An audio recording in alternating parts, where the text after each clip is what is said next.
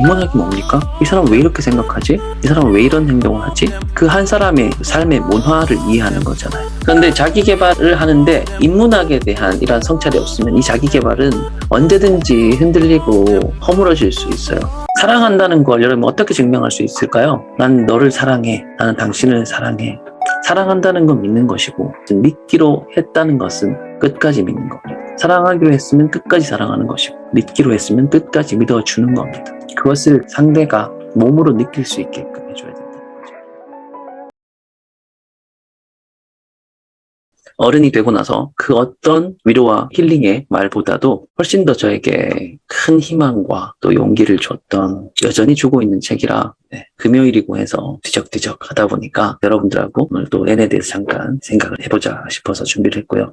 N을 보면서 우리가 희망을 느끼는 부분, 다름 아닌 그거 같아요. 현재를 해석하는 힘. N이라는 아이는 어떻게 보면 불우한 환경에서 자랐잖아요. 아주 불우한. 그런데 구김살 하나 없이 그 아이가 바라보는 세상은 어쩜 그렇게 아름답고 모든 게 설레기만 할까요? 그런 N을 바라보는 우리들의 시선, 세상 사회 시선은 우려스럽고 연민도 느끼고 동정할 수 있을지 모르겠지만 N이라는 존재 그 자체는 전혀 그렇지 않죠. N의 그 힘은 어디에서 나올까 생각해봤어요. 그 시적인 감성, 세상을 그렇게 풍부하고 아름답게 상상해내는 긍정적인 창의성. N에게 고통이 없었을까? N에게도 고통이 있었겠죠, 당연히. 여러분 잘 아시는 것처럼 N과 마찬가지로 우리에게도 누구나 살면서 고통을 우리는 겪게 됩니다. 누구나 마찬가지인데 고통 앞에서 우리가 할 수 있는 것, 우선적으로 할 수 있는 것은 원망하는 일이었을 겁니다. 이 고통의 책임이 누구에게 있는가? 그런데 저 역시 살면서 느낀 것은 N과 마찬가지로 모든 고통에는 의미가 있고 의미가 있다고 믿을 때 우리는 한 걸음 앞으로 나아갈 수 있게 된다 하는 것이었습니다. 배경옥 작가 안녕 나의 빨강머리 N이라는 책에서는 깨진 유리잔을 비유했습니다. 유리잔이 떨어지면서 물이 엎질러지고 잔이 깨졌습니다. 쏟아진 그 물 앞에서 울음을 터뜨린 듯 주워 담을 수는 없다 하는 것이죠. 그러니 우리가 할 수 있는 건 직접 깨진 잔을 치우고 쏟아진 물을 닦아내는 것뿐, 그걸 하지 않고서는 그 상황이 해결되지 않는다는 것. 어떤 경우에도 그 문제에 대한 해결책은 나에게 있을 수밖에 없다. 해결책은 내 밖의 과거에 있지 않고 지금 이 순간에 있을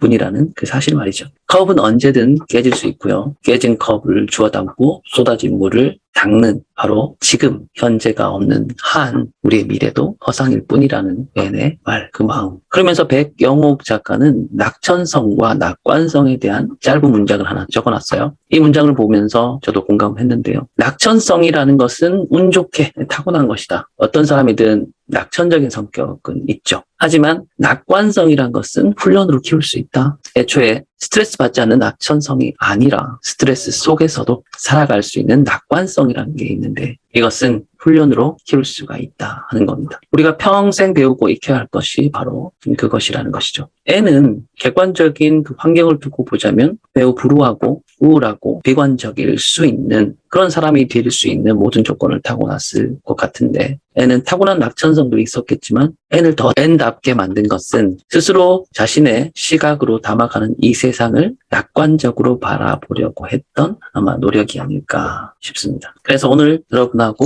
조금 구체적으로 나눠볼 이야기는요. 고집스러운 기쁨이라는 주제를 가지고 얘기를 해볼 건데요. 배경옥 작가가 썼던 책의 한 꼭지를 제가 편집해가면서 한번 읽어봐드리고 거기에 제 생각을 더해보도록 하겠습니다. 우리는 과감히 기쁨을 추구해야 한다. 쾌락 없이는 살 수 있지만 기쁨 없이는 안 된다. 이 세상이라는 무자비한 불구덩이에서 고집스럽게 기쁨을 받아들여야 한다. 잭 길버트의 시 변론 취지서에 나오는 문장인데요. 여기서 보면은 고집스럽게 기쁨을 받아들여야 한다라고 되어 있습니다. 조금 전에 말씀드렸던 낙관성, 훈련으로 만들어질 수 있는 낙관성, 그로 인해 내가 경험할 수 있는 삶의 기쁨, 이 기쁨이 어쩌면 시인이 말하는 고집스러운 기쁨이 되겠죠. 자, N이 막 옹알이를 시작할 무렵 부모님이 모두 열병으로 세상을 떠나셨습니다. 가정주부였던 조애너 아주머니의 집에서 N은 자랐지만요. 형편이 넉넉지 않은 탓에 N은 6살 무렵부터 청소하고 장작 옮기고 자기 또래의 아이들 넷을 돌보게 되죠. 어린 N이 살아가는 환경은 지금이라면 아동학대라고 볼 정도로 가혹합니다. 그런데 놀라운 건 이 아이가 매번 매순간 슬픔이 아닌 기쁨을 선택한다는 것입니다. N은 하루를 힘겹게 견디는 것이 아니라 자기만의 기쁨으로 채워나갑니다. 찬 손을 호호 불면서 난 왜 엄마 아빠도 없이 매일 구박만 받으며 살까 하고 눈물을 글썽일 법도 한데요. 강에서 물 길어 오기는 힘들지만 가는 길에 예쁜 벚꽃이 피어서 기뻐 하고 웃는 것이 바로 앤입니다. 앤이 힘든 여건에서도 건강할 수 있었던 건 태어나자마자 세상을 떠난 부모 탓, 매사 구박하는 아주머니나 아저씨 탓을 하지 않았기 때문입니다. 그 모든 불행의 원인을 자신에게 돌리고 자기 혐오로 빠지지 않았기 때문입니다. 어릴 때 경험한 가난 때문에 돈 없는 게 너무 무섭다는 사람이 있는가 하면 같은 이유인데 돈이 없어도 무서울 게 없다고 생각하는 사람도 있죠. 이런 차이는요. 사람마다 스스로를 보호하기 위해서 쓰는 방어 기제가 다르기 때문이에요.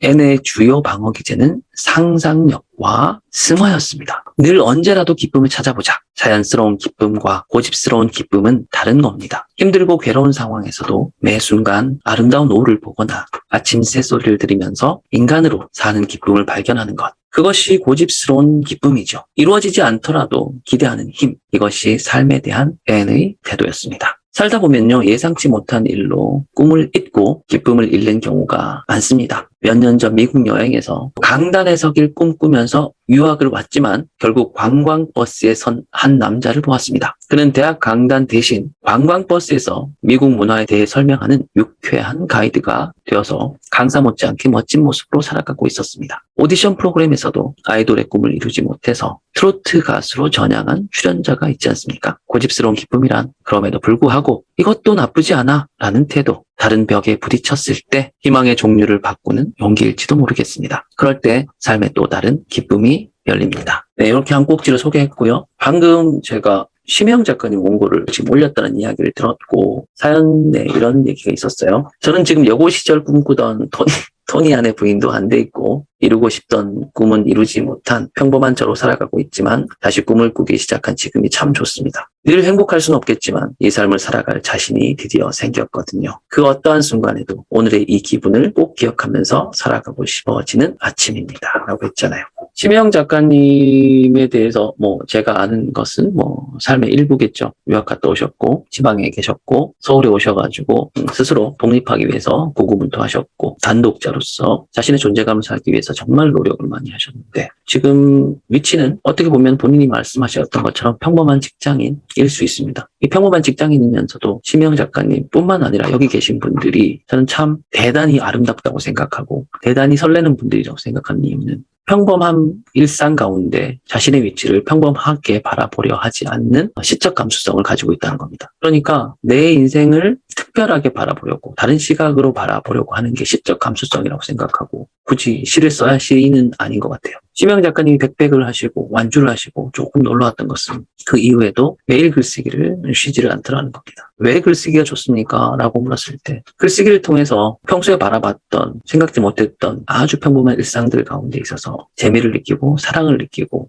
설렘을 느끼고 그런 것들을 찾아가는 작업이 참 좋습니다. 라고 하시더라고요. 그런 것이죠. N스러운 거죠. N스러운 거. 그렇게 해서 작가님께서 자신의 원고를 한 장 한 장 채워나갈 때 제가 심혜영 작가님에게 말씀드렸던 건 그겁니다. 작가님은 잘 되겠어요. 잘 될 겁니다. 왜냐하면 글을 안 봐도 잘 돼요. 글이란 건 좋아지기 마련이거든요. 중요한 건 뭐냐? 태도. 100번을 얘기해도 1000번을 얘기해도 태도인데 그 태도는 억지로 내가 뭔가를 쥐어짜내듯 하려고 해서 생기는 게 아니거든요. 그 태도는 뭐냐면 내가 내 삶을 진정으로 사랑하고 내가 살아가는 나의 하루에 설렐 때 태도라는 것은 자연스럽게 갖춰지는 겁니다. 당연하지 않겠습니까? 내가 오늘 일어났는데 너무 설레. 그럼 그 사람의 태도는 어떻게 될까요? 그 설렘에 맞는 태도가 설정이 되겠죠. 애는 그런 아니었고 심혜영 작가님도 역시도 그렇게 해서 원고를 써봤습니다. 작가님의 원고를 드문드문 읽어봤어요. 그러면 주관적인 평가를 할 수도 있고 객관적인 평가를 할 수도 있고 감성적인 평가를 할 수도 있겠죠. 객관적인 평가를 하자면 물론 앞으로 고쳐나가야 될 점, 성장해야 될 부분이 너무 많잖아요. 있을 수 있잖아요. 그죠? 그런데 그건 전혀 문제가 되지 않는다. 써가고 퇴고하고 반복 퇴고하면서 잡아가면 되는 문제다. 그 외에 원고에 대한 어떤 지속성을 유지하는 그 태도, 그 밑에 깔려있던 그 정서, 그게 자신에 대한 삶에 대한 애착과 사랑이라는 걸 알기 때문에 이 사람은 참 잘 되겠다. 그리고 글을 써가는 동안 자신의 삶을, 세상을 바라보는 시각이 더 넓어지고 깊어질 수밖에 없겠다. 이렇게 생각을 했죠. 그 앤이 가지고 있는 것은 시적 감수성이라는 생각을 하게 됩니다. 그 시적 감수성은 어디서 오느냐? 근본적인 사람에 대한 사랑이다. 그래서 여러분 우리가 인문학을 얘기할 때 인문학이 뭡니까? 이 사람은 왜 이렇게 생각하지? 이 사람은 왜 이런 행동을 하지? 그 한 사람의 삶의 문화를 이해하는 거잖아요. 그죠? 작게는 개인의 어떤 문화를 이해하는 것이고 크게는 거시적인 하나의 어떤 집단의 문화를 이해하는 게 인문학인데 그 사람의 어떤 문화를 이해하려고 하는 그 마음은 그 마음에 사랑이라는 감정이 없으면 이해가 안 되겠죠. 앤이 이런 그 사례가 있어요. 예를 들어서 앤이 이 집에 오기 전에 그 마릴라와 똑 닮은 소울메이트 할머니가 있었어요. 민튼 할머니라고 아주 원칙주의자인 할머니였죠. 모든 사람이 이 할머니를 별로 안 좋아했어요. 뭐 구두쇠라고 하고 돈만 알고. 그래서 사람들과도 거리를 두고 살았던 할머니죠. 근데 이 할머니 집에는 비밀의 방이 하나가 있습니다. 아무도 들어갈 수 없는 2층 복도 끝에 있는 어느 어두운 방인데 그 방에는 할머니만의 비밀이 있어요. 할머니가 그러니까 잃어버렸던 그 병으로 세상을 떠난 할머니의 딸의 소장품들이 모여있는 그 방이었습니다. 할머니는 그 딸을 잃은 슬픔이 너무 컸겠죠. 그래서 그 방을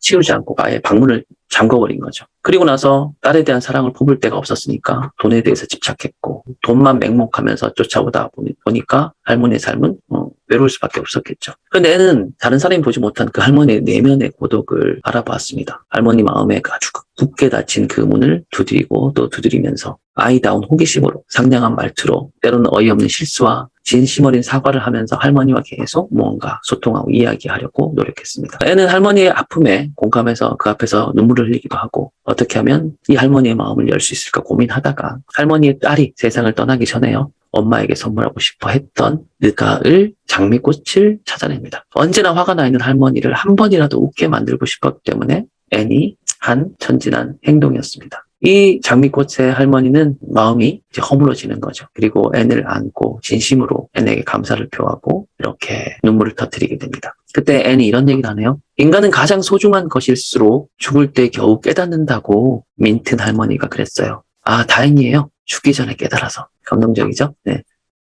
그런 것 같습니다. 우리가 여러분 자기 개발 이렇게 많이 하시잖아요. 그죠? 그런데 자기 개발을 하는데 인문학에 대한 이러한 성찰이 없으면 이 자기 개발은 언제든지 흔들리고 허물어질 수 있어요. 왜냐하면 무엇을 해야 한다, 이렇게 하면 잘 된다라는 게 있는데 그 기반, 내가 왜 이걸 열심히 해야 되고 잘해야 되지? 그리고 이 잘을 하고 열심히 할 때 나와 함께하는 사람들에 대해서 나는 어떤 마음 자세로 그들과 함께 해야 되지? 이런 부분에 대한 통찰과 이해가 없으면 흔들려 버리기 마련이죠. 반대로요, 자기 개발에 대한 이론과 그런 지식이 전혀 없더라도 사람에 대한 인문학적인 성찰, 그러니까 핵심적인 사랑, 이 사랑의 마음이 진짜 진심이고 절절하고 강하면 그냥 자기 개발은 책을 보지 않아도 그냥 저절로 그렇게 되어버리고 맙니다. 왜냐? 사랑을 하게 되면, 진심으로 그를 아끼게 되면 태도가 바뀌게 되잖아요. 태도가 바뀐다는 건 행동이 바뀐다는 거잖아요. 그죠? 사랑으로 인해서 생각이 바뀌고 태도가 바뀌고 우리가 다 아시잖아요. 근데 그렇게 된다는 거예요. 그래서 앤의 가장 마음 기저에 있는 시적 감수성을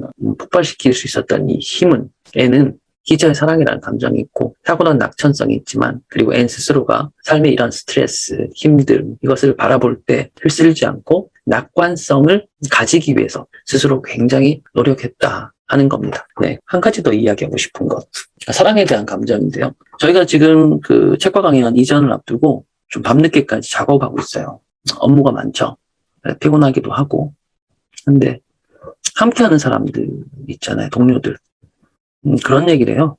매일 밤에 헤어질 때 하나도 안 힘들었어요.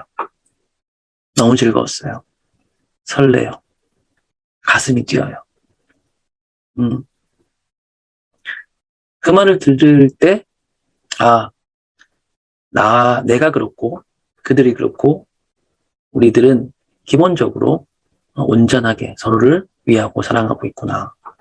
그래서 이렇게 다들 생각이 바르고 태도가 좋구나, 그런 생각을 합니다. 그런데 이것이 타고난 낙천성 때문이 아니라요, 각자 불안한 삶을 살고 있고 부족한 삶을 살고 있습니다. 그래서 우스갯소리로 우리는 외인구단 같아요. 누구 하나 온전한 사람이 없어요. 객관적인 잣대로 봐도 그래요. 누구 하나 온전한 사람은 없는 것 같아요. 그럼에도 불구하고 그 어느 누구보다도 행복하고 설레하고 미래준치적인 자세로 삶을 살아가거든요. 그것은 타고난 낙천성이 아니라 우리 스스로가 그런 삶의 불안을 이겨내고자 하는 낙관성을 가지기 위해 노력하고 있는 것이고, 내가 이런 낙관성을 가져야만 해라고 하는 분위기, 나를 믿어주는 사람이 있지, 나를 위해 애쓰는 사람이 있지 라고 하는 이런 공감대가 무르익어 있기 때문에 그렇게 됐다고 생각합니다. 사랑한다는 걸 여러분 어떻게 증명할 수 있을까요? 나는 너를 사랑해, 나는 당신을 사랑해. 동료들 간에 저는 그거라 생각합니다. 믿음이라 생각하는데, 믿음은 여러분 흔들리지 않을까요? 믿음은 흔들리기 때문에 믿음이란 가치가 사실은 상당히 있는 거죠. 믿음은 계속 흔들립니다. 확고한 믿음이라는 건 있을 수 없죠. 그래서 사랑한다는 건 믿는 것이고 믿기로 했다는 것은 끝까지 믿는 겁니다. 사랑하기로 했으면 끝까지 사랑하는 것이고 믿기로 했으면 끝까지 믿어주는 겁니다. 그것을 상대가 몸으로 느낄 수 있게끔 해줘야 된다는 거죠. 나는 당신을 믿어요 라고 해놓고서는 그 사람이 사사건건 간섭하고 그 사람이 결정에 대해서 사사건건 의심하고 끼어들고 이거 믿는 행동 아니잖아요. 그죠? 이 사람이 내가 보기에 부족하다 할지라도 이 사람의 장점 그리고 잘할 수 있다라고 하는 그런 가능성에 무게를 힘을 실어주고 시간이 좀 다소 걸린다 할지라도 그 사람으로 인해서 아름다워질 수 있는 어떤 상상을 해보는 것 그것을 믿고 나아가는 것 그게 믿음이고 사랑 아닌가 싶습니다. 사업을 하다 보면요. 예전에 박진영이 방송에서 한 얘기인데 49대 51에 대한 이야기를 한 적이 있어요.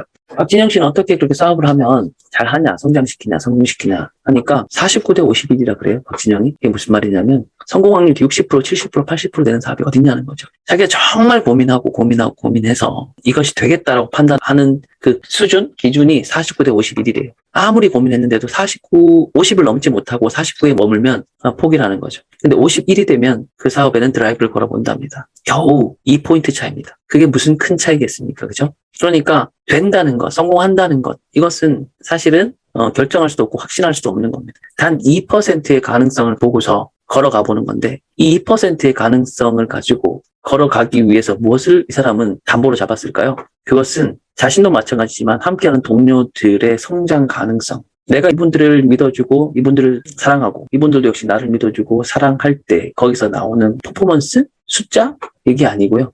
성장할 수 있을 것 같다는 그런 가능성이 엿보이면 그게 한 2점 정도 됩니다. 제가 보기에. 그래서 책과 강연이 2022년에 더 성장하겠습니다라고 했을 때 반드시 성장하겠습니다라고 했을 때 제가 생각하는 가능성은 70%, 80%, 90%, 100%가 아니라 51%입니다. 51%. 그래서 저희 동료들에게 얘기합니다. 잘 하려고 하지 마라. 돈을 벌겠다고 생각하지 마시고 향후 6개월 동안 우리가 서로에게 보여줘야 될 것은 우리가 더 가도 되겠다라고 하는 서로에 대한 가능성만 확인해 주세요. 확인시켜 주시면 저는 끝까지 가겠습니다. 끝까지 믿기로 했으니 끝까지 믿어보겠습니다. 그런 겁니다. 그래서 N으로 출발했지만 N의 그 시적 감수성은 사랑에서 기인했고 그 사랑이란 것은 우리가 자기 개발에 막 도취되고 심취되어 있는 그런 경우가 가끔 있잖아요. 그런데 그 기반, 그 밑받침이 될 수 있는 그 사랑이라는 그 본질적이고 가장 핵심적인 이 가치를 우리가 공유하고 있는가 없는가를 들여다보고 만약 이게 없다면 뿌리 없는 나무가 될 수밖에 없고 잔바람에도 언제든지 쓰러질 수 있으니 내가 함께하는 사람과 또 나 자신에 대한 사랑을